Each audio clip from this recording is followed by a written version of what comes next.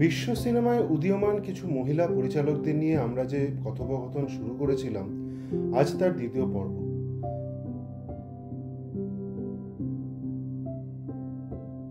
আজ আমরা কথা বলবো সম্প্রতি কান চলচ্চিত্র উৎসবে ভারতকে প্রথম গ্রাঁ প্রি এনে দেওয়া পরিচালক পায়েল কাপাডিয়াকে নিয়ে। পায়েল কাপাডিয়া কাব্যময় গল্পের আঙ্গিকের সঙ্গে তথ্যচিত্রের বাস্তবতার সংমিশ্রণ করে চলচ্চিত্র জগতে নিজের জন্য একটি অনন্য স্থান তৈরি করেছেন। তার স্বতন্ত্র কণ্ঠস্বর আন্তর্জাতিক স্তরে অনুরণিত হয়েছে, যা 2024 সালে তার কান চলচ্চিত্র উৎসবে উল্লেখযোগ্য জয় পরিণত হয়েছে। এই ভিডিও এর মাধ্যমে আমরা কাপাডিয়ার চলচ্চিত্র রচনার উপর আলোকপাত করে তার যাত্রা, বিষয়গত বস্তুতা এবং কানে তার যুগান্তকারী কৃতিত্বকে তুলে ধরব।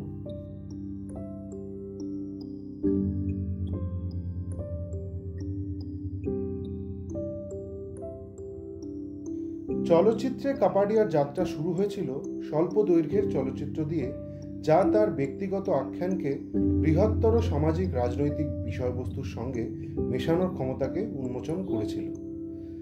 তার প্রথম দিকের কাজগুলি, যেমন last mango before the monsoon এবং আফটারনুন ক্লাউডস, তাদের অন্তর্দৃষ্টিমূলক গল্প বলা এবং ভিজুয়াল পোয়েট্রির জন্য সমালোচকদের প্রশংসা পেয়েছিল। Last mango before the monsoon নামক 2015 সালের চিন্তাশীল তথ্যচিত্রটি গ্রামীণ ভারতের একটি যুবতী মেয়ের জীবনকে অন্বেষণ করে তার সারল্যকে প্রকৃতির কঠোর বাস্তবের সঙ্গে এবং সামাজিক প্রত্যাশার সঙ্গে তুলনা করে।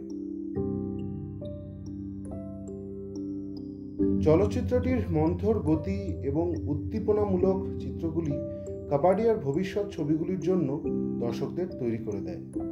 FTII-তে ছাত্রী থাকাকালীন পায়েলের ছোট ছবি 2017 সালের আফটারনুন ক্লাউডস কানের ছাত্র বিভাগের প্রতিযোগিতা সিনে ফাউন্ডেশন বিভাগে প্রিমিয়ার হয়েছিল।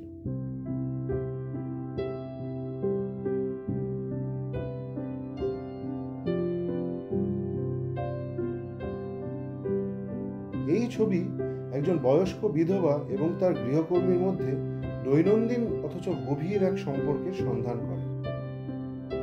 চলচ্চিত্রটিতে একাকিত্ব, সাহচর্য এবং সমাজের ভিন্ন স্তরের দুই মহিলার মধ্যে নীরব কথোপকথনের সূক্ষ্ম চিত্রায়ন ছিল, যা কাপাডিয়ার জটিল আবেগকে দক্ষতার সাথে পরিচালনা করার একটি প্রমাণ।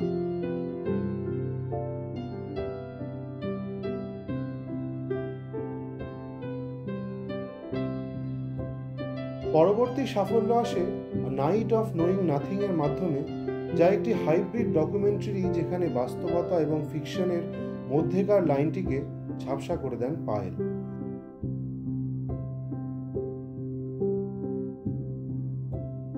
এই চলচ্চিত্রটি কান 2021-এ সেরা তথ্যচিত্রের জন্য গোল্ডেন আই পুরস্কার জিতেছিল। ভারতের ছাত্র বিক্ষোভের পটভূমিতে প্রেম, আকাঙ্ক্ষা এবং প্রতিরোধের একটি মর্মস্পর্শী অনুসন্ধান এই ছবি। একজন ছাত্রী তার বিচ্ছিন্ন প্রেমিককে লেখা একাধিক চিঠির মাধ্যমে চলচ্চিত্রটি ন্যায় বিচার এবং স্বাধীনতার জন্য লড়াই করা একটি প্রজন্মের সম্মিলিত উদ্বেগ নিয়ে ব্যক্তিগত স্মৃতি বহন করে। ব্যক্তিগত বর্ণনার টুকরোগুলির সাথে আর্কাইভাল ফুটেজের নির্বিঘ্নে মিশ্রিত করার ক্ষমতা কাপাডিয়াকে একটি অনন্য কণ্ঠ এবং দৃষ্টিসহ একজন চলচ্চিত্র নির্মাতা হিসেবে প্রতিষ্ঠা করেছিল।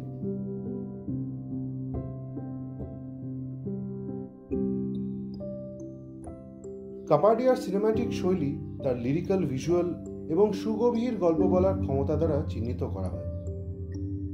তিনি প্রায়শই নন লিনিয়ার বিবরণ ব্যবহার করেন, সাজানো সিকোয়েন্সের সাথে ডকুমেন্টারি ফুটেজ মিশ্রিত করে চিত্র এবং শব্দের এক স্বপ্নের মতো মালা তৈরি করেন।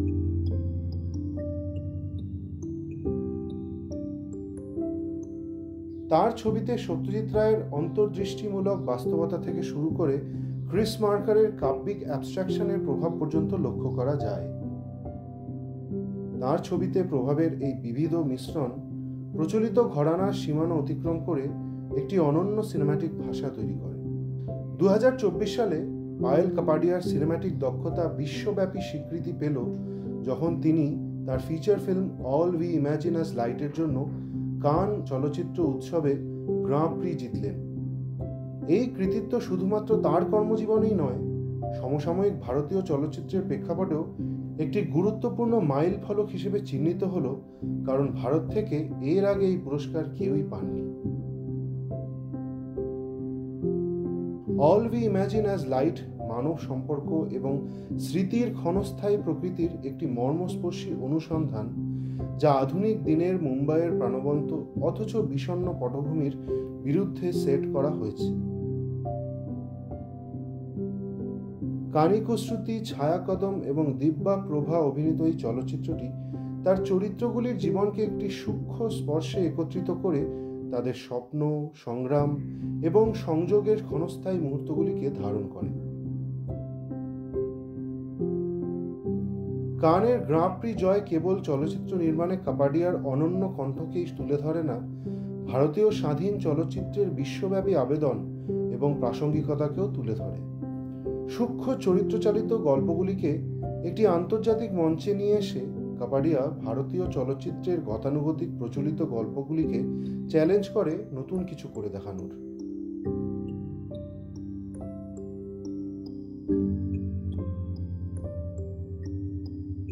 পায়েল কাপাডিয়ার ফিল্মোগ্রাফি তার সৃজনশীল প্রতিভা এবং গল্প বলার প্রতি অক্লান্ত প্রতিশ্রুতির একটি প্রমাণ।